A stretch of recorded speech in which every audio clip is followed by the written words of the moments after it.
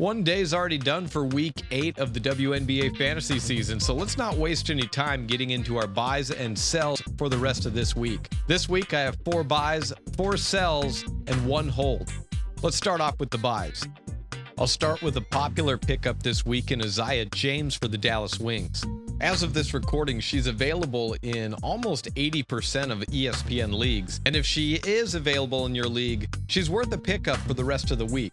James put up a combined 25 ESPN standard fantasy points on Monday against Phoenix, as Arike Ogunbowale and Dejanay Carrington were again out for the Wings. The status of those two, of course, will affect James's, but even if she does move back to the bench eventually, I still like her because of the many ways she can affect a game and get you fantasy points. She's an exceptional passer who doesn't give up on the roller. She also moves well off the ball, and Dallas will set a lot of off-ball screens to get her open, and as a whole, the Dallas offense has looked a little less sticky with her in the lineup.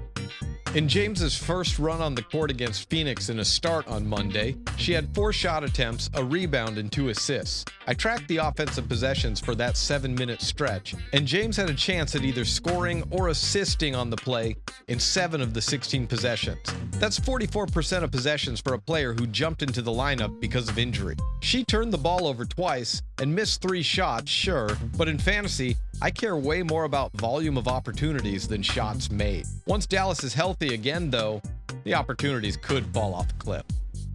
Rachel Banham is a buy for me this week, as the point guard for the Chicago Sky is available in almost 98% of ESPN leagues. 3 matchups this week, and Banham has started the last 5 games for the Sky at point guard, and she looks like she might have solidified that position for now. She hit 6 3-pointers on Sunday, and Banham's known to go off from the 3-point line, so it wasn't without precedent. After all, she tied the Connecticut Sun's record for threes in a game last year. But since losing Courtney Vandersloot, there's been a big offensive hole for the Sky, and Banham filled that on Sunday. The Sky are second worst in offense according to offensive rating this year, and Banham offers them some much-needed shooting. She's available in almost all leagues, and she's a great streamer for this Tuesday-Wednesday doubleheader against the Mystics and the Wings. As another buy, I have Monique Billings for Golden State. She's available in about 75% of leagues and has 2 more matchups this week, Wednesday at the Fever and Saturday at the Aces. Billings finished Monday's loss to Atlanta with 29 ESPN standard fantasy points with 19 points and 6 rebounds. Billings played 28 minutes compared to Stephanie Talbot's 7 and Janelle Salon's 3 minutes. Whoever's gotten minutes for Golden State this year has put up fantasy numbers, so if Billings is in, then I'm in on Billings for 2 reasons. The first is her rebounding.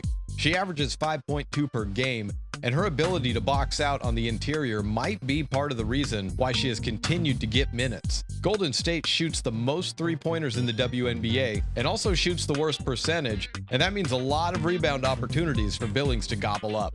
The second is her threat to pick up fantasy points off the pick and roll. Coach Natalie Nakase has utilized Billings as a ball screener, and she is shown to be a hard crasher to the glass or a reliable pop out to the free throw line for a jumper. She also has the potential to get you points as a rebounder out of this as a glass cleaner. This is a role I saw Janelle Salon stepping up into upon her return from Eurobasket, but Salon's been relegated to the end of the bench, and it's been Billings instead, and it might be time to pick her up. The Valkyrie could, of course, switch everything up again without notice, but I think Coach Nakase is favoring Billings' execution as a veteran over some of the less experienced forwards on the roster. Also a buy, Aneesa Morrow for the Connecticut Sun. She's available in about half of ESPN leagues and has 3 matchups, Wednesday versus the Storm, Friday versus the Storm, and Sunday at the Sparks. Morrow's on the rise and might be on the brink of becoming a full-time starter. She started in place of Tina Charles on Sunday and put up 21 ESPN standard fantasy points on 12 points and 3 rebounds and 3 stocks, that's blocks plus steals, worth 2 points each in fantasy. It was actually a modest outing after she put up 38 fantasy points against Seattle on June 27th and 41 versus Minnesota on June 29th. Last week I had Olivia Nelson-Ododa as a hold, and I think I would put Morrow's potential ahead of Charles and maybe over Nelson-Ododa rest of season. She was the 7th pick in this year's year's draft and has seen her usage increase by the month. She averaged 2 points and 2 rebounds in her first 4 games in May. That went up to almost 9 points and 5 rebounds in June, and just 1 game as a sample size in July, but she's averaging 12 points and 3 rebounds to go with 2 steals and a block. Marl's definitely someone I think you should pick up if she's still available in your league. I have a short-term sell for Sammy Whitcomb of the Phoenix Mercury. I'm watching Whitcomb's dominating performance right now, as halfway through the third she's got 53 ESPN standard fantasy points. Injuries kept both Satu Sabally and Kalia Copper on the sidelines Monday, and Copper's day-to-day with a hamstring issue. If Copper misses Wednesday, then Whitcomb isn't a bad start in my opinion, but I have her as a sell because I think you're chasing points if you're looking for the big numbers against the Lynx. Dallas allows opponents to shoot 38% from 3, and Whitcomb went 7 of 11 from there against them. Conversely, the Lynx hold opponents to under 30% from beyond the arc. That being said, I was surprised to find Whitcomb's ownership at just 30%, and depending on the depth of your league, she might be a solid long play. I'm also selling Temi Fagbenle for Golden State.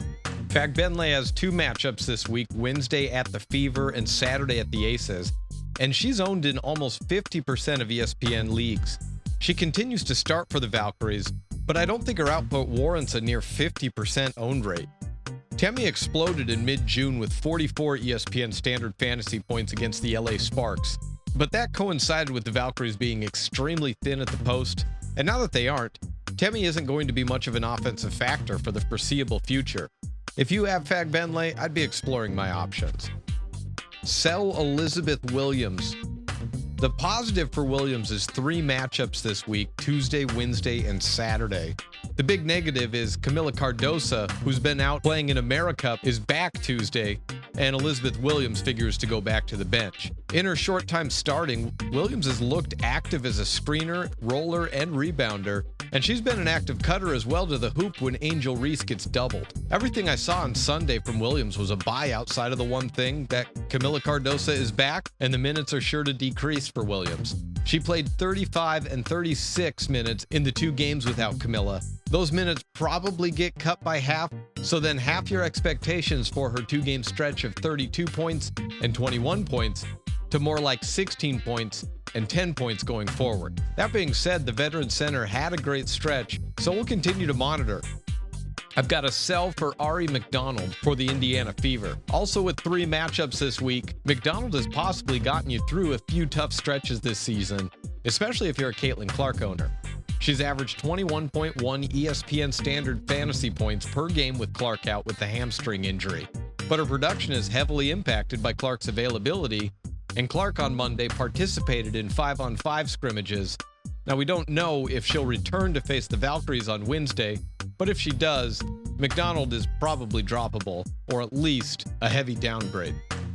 Finally, an update on NaLyssa Smith as I send her from sell to hold territory as the now Las Vegas Aces forward, still available in about 30% of leagues, has 3 matchups this week, Tuesday at the Liberty, Thursday at the Mystics, and Saturday versus the Valkyries. And like I said last week, I had NaLyssa as a sell. I've switched to hold though after her 2 games with the Aces. That's because she looked explosive on Sunday versus Connecticut on both ends, but let's not overreact to a game versus Connecticut. They rank at the bottom in just about every rebounding metric. They're last in rebounding percentage, opponents' second chance points, and they give up the most points in the paint. This week's matchups aren't as kind, going against the defending champs and 2 of the best rebounding teams in Washington and Golden State. I think it's a slower week ahead for Smith, but 3 matchups in a week are in itself valuable, and I think if you're a Smith owner, you're feeling as positive as you have all season. And that's it for my Week 8 buys and sells in the WNBA fantasy season.